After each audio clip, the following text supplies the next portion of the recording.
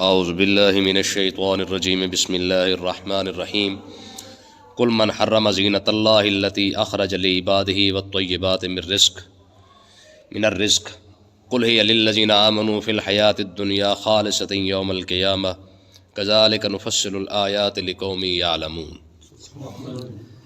دیکھیں، حرام اور حلال کا مسئلہ اتنا چھوٹا موٹا مسئلہ نہیں ہے، ٹھیک ہے۔ یہ ہماری کئی ساری آیتیں ایسی پیچھے گزر چکی ہیں اور آگے بھی آ رہی ہیں جس کے اندر اللہ تعالیٰ نے حرام اور حلال کے مسئلے کو خاص طور پر بیان کیا ہے، اور سب سے زیادہ توجہ جو اس آیتوں کے اندر دی گئی ہے وہ یہ ہے کہ آخر حرام کا اختیار کس کے پاس ہے اور حلال کا اختیار کس کے پاس ہے۔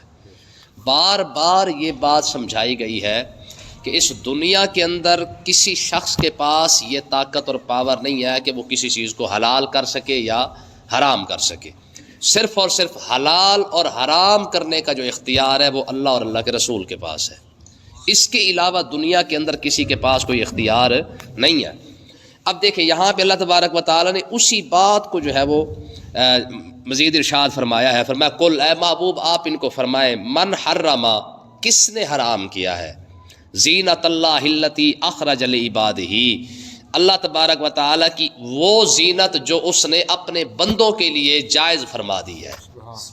یعنی بندوں کے لیے اللہ تعالیٰ نے جو زینت بخشی ہے، جو ان کو خوبصورتی عطا فرمائی ہے، کپڑوں کے ذریعے ہے، کسی اور چیز کے ذریعے ہے، فرمایا جب اللہ تعالیٰ رخصت دے رہا ہے، اجازت دے رہا ہے، من حرما، حرام کرنے والا کون ہے؟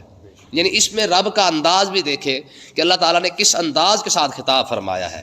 دیکھیں، میں پہلے بھی آپ کو یہ بتاتا رہتا ہوں کہ اسلام خوبصورتی کس کے اندر ہے۔ اسلام نہ کھانے سے منع کرتا ہے، نہ پینے سے منع کرتا ہے، نہ اچھے لباس سے منع کرتا ہے، نہ اچھی گاڑی سے، نہ اچھے گھر سے، نہ کاروبار سے، کسی چیز سے اسلام منع نہیں کرتا، بلکہ اسلام کی تو خوبصورتی اسی کے اندر ہے کہ اگر کوئی شخص کاروبار کر رہا ہے تو اسلام تو یہ کہتا ہے کہ جو ایک اسلام کے بتایا ہوا طریقہ ہے اس کے مطابق کاروبار کر لو۔ گھر بنایا ہے تو اسلام نے کب منع کیا ہے؟ تو اللہ تعالیٰ نے ارشاد فرمایا، رب نے یہ زینت بخشی ہے اپنے بندوں کو، خوبصورتی دی ہے کہ تمہارا لباس اچھا ہونا چاہیے، تمہارا کھانا اچھا ہونا چاہیے، تمہارا بیٹھنا اٹھنا اچھا ہونا چاہیے، تمہاری سواری اچھی ہونی چاہیے۔ حضور غوث اعظم رضی اللہ تعالیٰ عنہ کے استبل کے اندر ایک وقت کے اندر 40 گھوڑے ہوا کرتے تھے، اور وہ بھی عربی النسل کے، ٹھیک ہے۔ آج لوگ سادگی کی مثال جب بھی دیتے ہیں مولویوں پر دیتے ہیں۔ یہ حضور غوث اعظم کے پاس اتنا پیسہ تھا کہ آپ 5,000 ہزار کا جبہ پہنا کرتے تھے اس دور کے اندر۔ امام مالک رحمۃ اللہ علیہ، امام شافعی آپ کے پاس جب پڑھنے کے لیے گئے، امام مالک کے پاس، کیونکہ امام شافعی مکہ کے رہنے والے تھے، امام مالک مدینہ پاک کے اندر تھے، تو امام شافعی امام مالک رضی اللہ عنہ کے پاس پڑھنے کے لیے گئے۔ تو اس وقت امام مالک رحمۃ اللہ علیہ آپ امام شافعی کو لے کر آئے، آپ کا استبل تھا، گھوڑے کھڑے ہوئے تھے، اور کھڑے بھی 25-30 سے زیادہ تھے، اور سارے عربی النسل گھوڑے تھے۔ عربی النسل کا مطلب یہ کہ بڑے جو مہنگے ترین گھوڑے تھے وہ کھڑے تھے۔ امام شافعی رحمۃ اللہ علیہ کی جب نظر پڑی نا ان گھوڑوں پر، تو دیکھا سارے ماشاءاللہ ایک سے بڑھ کر ایک گھوڑا تھا، تو امام شافعی نے فرمایا ماشاءاللہ کتنے خوبصورت ہیں۔ تو امام مالک نے کہا تجھے پسند ہے؟ کہا جی پسند کیوں نہیں آئیں گے، بڑے اعلیٰ نسل کے گھوڑے ہیں۔ امام مالک نے فرمایا میں سارے تجھے دے رہا ہوں، یہ میں نے سارے تجھے دے دیے۔ یعنی آپ اندازہ کریں کہ مطلب یہ کہ مال سے اسلام کو کب منع کیا؟ بڑے بڑے جاگیردار، بڑے بڑے پیسے والے لوگ اسلام کے جو ہے وہ بنتے آ رہے ہیں۔ حضرت عبد الرحمن ابن عوف کی مثال سامنے ہے، عثمان غنی کی مثال سامنے ہے، یہ سارے پیسے والے لوگ تھے۔ تو اسلام نے پیسہ کمانے سے کبھی منع نہیں کیا ہے۔ فاروق اعظم رضی اللہ تعالیٰ عنہ سے پوچھا گیا کہ حضور کاروبار کا طریقہ کیا ہے، مال کو خریدیں کیسے، مال کو بیچے کیسے؟ تو حضرت فاروق اعظم نے ارشاد فرمایا کہ میری عادت یہ ہے کہ میں کسی بھی مال کو 3 مہینے سے زیادہ نہیں سٹاک کرتا، یعنی زیادہ سے زیادہ بھی اگر کسی مال کو میں روکتا ہوں اپنے پاس، جس کو ذخیرہ اندوزی کہتے ہیں، ہمارے ہاں تو یہ رواج ہے کہ جب تک جناب ایک پورے پاکستان کے اندر رندہ نہ پھر جائے نا تب تک مال نکالنا ہی نہیں ہے جی، گوداموں بھر کے رکھے ہوئے ہیں اور پیچھے پڑے ہیں، جب جیسے چیز مہنگی ہوگی تب سارا کو نکل کے باہر آ جاتا ہے۔ تو فاروق اعظم رضی اللہ عنہ نے فرمایا میرا طریقہ یہ ہے کہ میں 3 مہینے تک اگر کسی چیز کو سٹاک بھی کرتا ہوں تو 3 مہینے کرتا ہوں، جیسے 3 مہینے ہوتے میں فوراً نکال دیتا ہوں، ٹھیک ہے۔ اور یہی مثال سارے صحابہ کرام کی تھی۔ حضرت عبد الرحمن ابن عوف رضی اللہ عنہ نے ایک مرتبہ اونٹ خرید لیے، اور اونٹ بھی 3,000 کٹھے خرید لیے، اب ذرا اس بندے کے پاس پیسہ کتنا ہوگا یار؟ 3000 اونٹ خریدے، بیچنے کے لیے ٹائم لگ گیا، 3 مہینے ہی گزر گیا، کوئی بندہ ہی نہ آیا. تو عادت تھی 3 مہینے کے اندر مال بیچ دیا کرتے تھے. تو آخری دن ایک بندہ آیا تو آپ نیت کر کے بیٹھے تھے کہ اس بار جو بھی آئے گا نا، اگر مجھے پورے پیسے دے گا تو میں دے دوں گا. بندہ ایک گاہک آ گیا تو اس نے کہا ہاں جی یہ اونٹ بیچنے ہیں. فرمایا بیچنے ہیں. کہا کتنے کے؟ آپ نے فرمایا اتنے کے. اس نے کہا نہیں، جتنوں کے آپ نے خریدے ہیں نا اتنے ہی پیسے مجھ سے لے لیں. تو حضرت عبد الرحمن بن عوف نے فرمایا ٹھیک ہے، میں تمہیں اتنے پیسوں کے اندر ہی اونٹ دے دوں گا، پر شرط یہ ہے کہ اونٹوں کے اندر جو رسے ہیں نا وہ نہیں دوں گا. پھر اس نے کہا جی ٹھیک ہے. اب ہر اونٹ کے اندر ایک رسہ تو تھا نا. تو انہوں نے جناب کیا کیا، حضرت عبد الرحمن بن عوف نے سارے 3000 جو اونٹ کھڑے تھے نا، 3000 کے 3000 جو جیسے لیے تھے اس نے پیسوں کے اندر وہ سارے بیچ دیے، رسے سب کے اتار لیے. جب رسے اتار کے رکھے تو تھوڑی دیر کے بعد ایک اور گاہک آیا، سب کو ایک رسہ 1 روپیہ کا بیچ کے 3000 اس کے اندر کے بھی کما لیے. تو کہنے کا مقصد یہ کہ اسلام کب منع کرتا ہے؟ ٹھیک ہے. وہ ایک لطیفہ ہے کہ ایک شخص ایک بزرگ کے ساتھ جا رہا تھا، تو راستے میں نا اس کے پاس کھجوریں تھی اس بندے کے پاس، اور نہیں آپ اس کے پاس پانی تھا اور بزرگوں کے پاس کھجوریں تھی. تو آپ نے اس سے پانی مانگا، کہا یار راستے میں دونوں جا رہے ہیں، تھوڑا سا پانی پلا دے.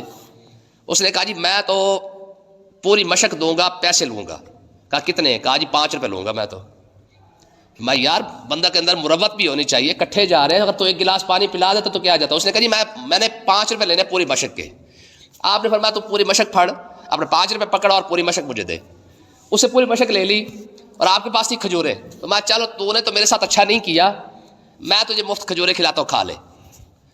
اس نے کہا واہ بھی واہ، فری کھانا مل رہا ہے. تو اس نے کھجوریں کھانا شروع کر دی. جب اس نے کھائی نا، کوئی آدھا کلو کھا گیا یا کلو کھا گیا، تو ظاہر ہے کھجوریں کھانے کے بعد پیاس تو لگتی ہے. اس نے کہا تھوڑا سا پانی پلا دے. فرمایا نہ، تو نے مجھے بیچی ہے 5 روپے کی، اب میں 1 گلاس 5 روپے کا دوں گا. گل سمجھے کہ نہیں گئی؟ تو بلائشوں کے ساتھ تو ایسے ہی ہوتا ہے نا. وہ ایک بڑی مشہور بات ہے کہ ایک مسلمان نے نا وہ خرید لیا کنواں. ایک بزرگ نے ایک یہودی سے کنواں لے لیا. جب کنواں لیا نا تو یہودی شرارت کرنے لگا. اس نے کہا جی بات سن لیں. جب بات پیسے بھی طے ہو گئے اور بزرگ جا رہے تھے بازار کے اندر، تو اس نے کہا جی بات سن لیں میری، میں نے آپ کو صرف کنواں بیچا ہے، پانی نہیں بیچا. میں نے آپ کو صرف کنواں بیچا ہے، پانی نہیں بیچا آپ کو. تو اب ظاہر ہے اب ہمارے جیسا بندہ ہوتا تو پریشان ہو جاتا، اس کا کیا جواب دوں؟ یہودی کیونکہ خبیث ہوتے ہیں. تو آپ نے فرمایا یار صحیح بات تو کر رہا ہے، واقعی تو نے مجھے صرف کنواں ہی بیچا ہے، پانی تو نے بیچا نہیں ہے. تو چلو کنواں تو میرا ہے نا، اپنا پانی نکال منٹ مار یہاں سے. اب پانی اپنا کیسے نکالتا؟ بات سمجھیے کہ تو اسلام کاروبار کرنے سے منع نہیں کرتا، بلکہ جیسا منہ ویسی چپیٹ بھی رکھ دیتا ہے. تو اللہ تعالیٰ نے ارشاد فرمایا کہ تمہیں خوبصورتی سے منع نہیں کیا گیا، اچھا کھانا، اچھا پہننا، اچھا لباس، ٹھیک ہے جی، یہ خوبصورتی ہے. تو میں اللہ تعالیٰ نے ارشاد فرمایا کس نے حرام کیا ہے؟ میں نے تو سب کچھ حلال کیا اپنے بندوں کے لیے.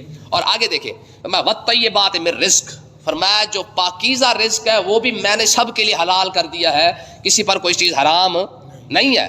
تو اس کا مطلب یہ ہے کہ حلال اور حرام کا وہی اصول ہے جو میں آپ کو بار بار بتاتا ہوں کہ جب بھی کوئی چیز حرام ہوگی اس کو قرآن اور اصول حدیث سے دیکھا جائے گا کہ کیا یہ حرام ہے کہ نہیں ہے. کسی مولوی کے کہنے پر، کسی شخص کے کہنے پر حرام چیز نہیں ہوگی. آج کے بعد کوئی بندہ کہتا ہے جی فلاں چیز حرام ہے، تو اس سے سوال یہی ہوگا کہ بھائی قرآن کے اندر حرام لکھا ہے، حدیث کے اندر حرام لکھا ہے، کیسے حرام کیا تو نے اس کو؟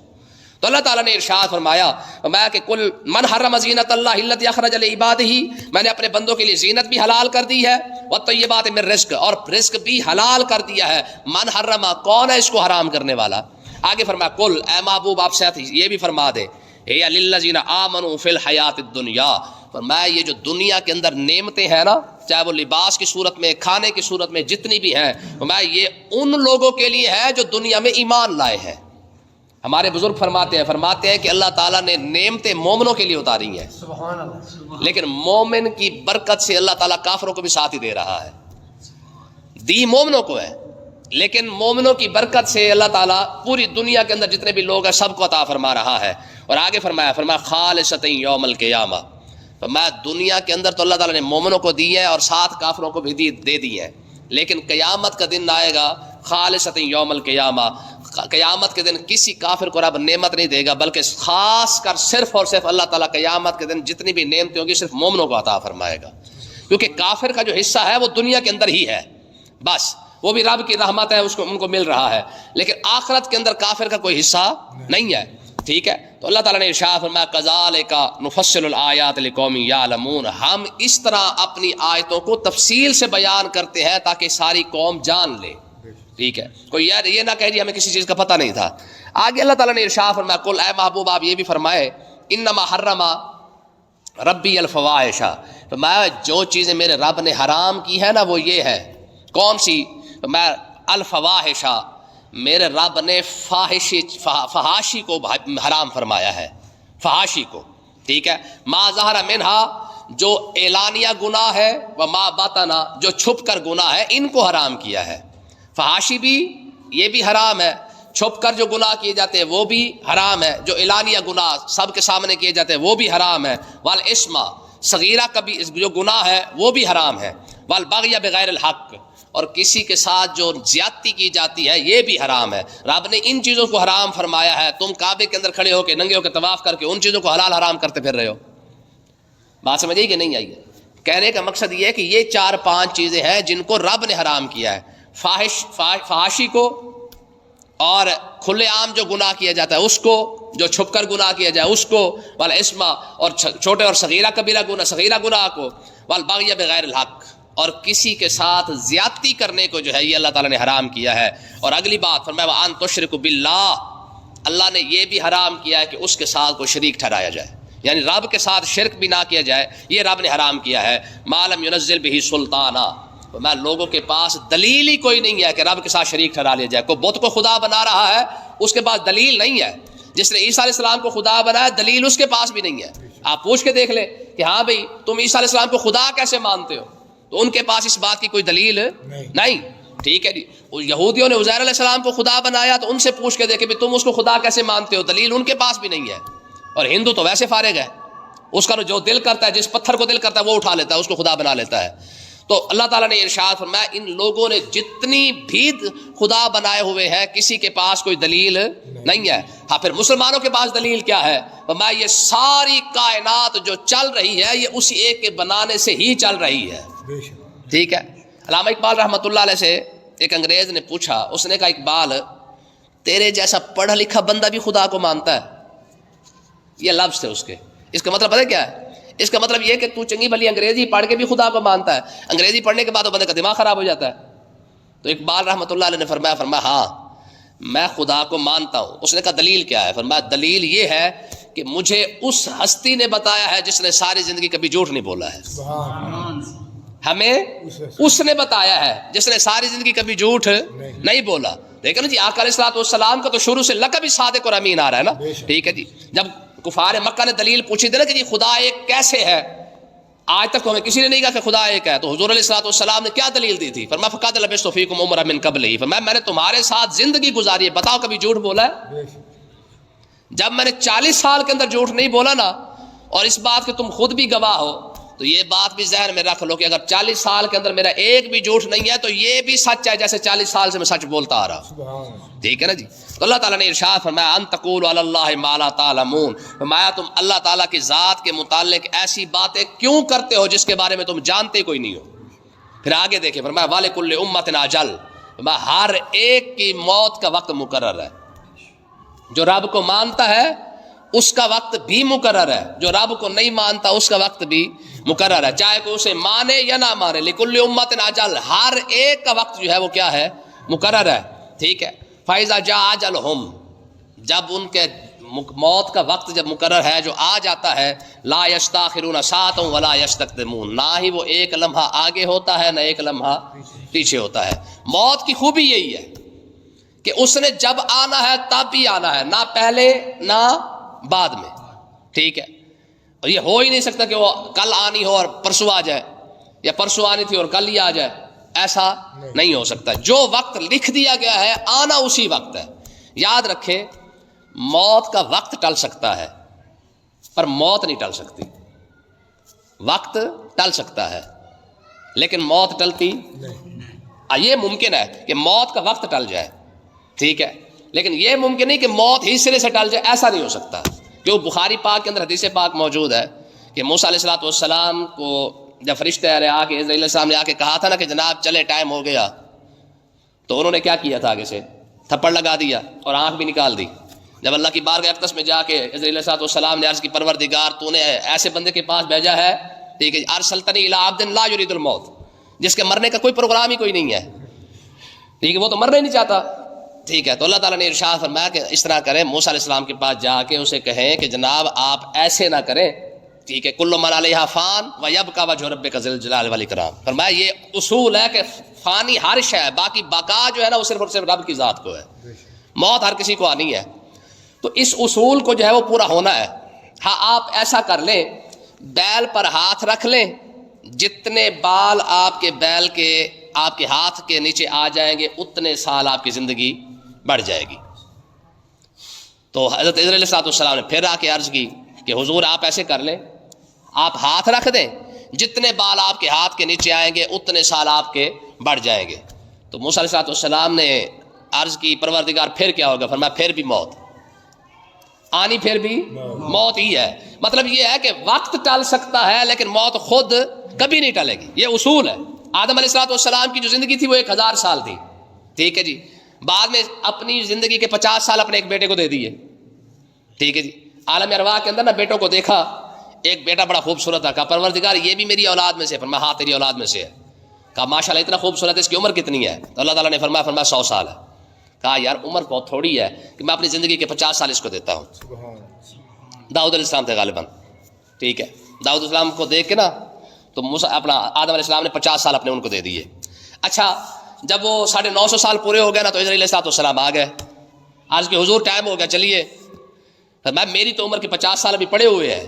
کہا سرکار آپ بھول گئے، 50 سال آپ دے آئے ہیں، آپ 50 سال پہلے دے کے آئے ہوئے ہیں، 950 سال پیچھے رہ گئی تھی، ٹھیک ہے نا. تو آدم علیہ السلام نے فرمایا کیونکہ عالم ارواح کی بات تھی، فرمایا نہیں میرے تو 1000 سال پورے تھے. تو اللہ تعالیٰ نے حضرت علیہ السلام کو فرمایا تو واپس آ جا، 1000 سال کہہ رہا تو چلو پورے کرنے دے. سمجھ آئی نا. تو مقصد کہنے کا یہ ہے کہ موت کا وقت ٹل سکتا ہے، یہ تو حدیث پاک سے ممکن ہے. لیکن اگر کوئی شخص کہے کہ موت ہی ٹل جائے، ایسا ممکن نہیں ہے. تو اس کا مطلب یہ ہے، یہاں سے ایک مسئلہ بھی سمجھ آ گیا کہ اللہ تعالیٰ کے جو نیک بندے ہیں نا، اگر ان کی مرضی ہو نا تو اللہ تعالیٰ ان کی مرضی کے ساتھ ان کو موت عطا فرماتا ہے. ٹھیک ہے، یہ حدیث پاک ہے. فرمایا کہ میں سب سے زیادہ مجھے جو ہوتی ہے نا مسئلہ، اللہ تعالیٰ ارشاد فرماتا ہے جب مومن بندہ نہیں مرنا چاہتا نا، فرمایا مجھے بھی پسند نہیں ہے کہ وہ مرے. جب اس کا دل کرتا نا میں مر جاؤں، فرمایا موت بھی تب بھی دیتا ہوں میں. اللہ تعالیٰ سمجھنے کی توفیق عطا فرمائے.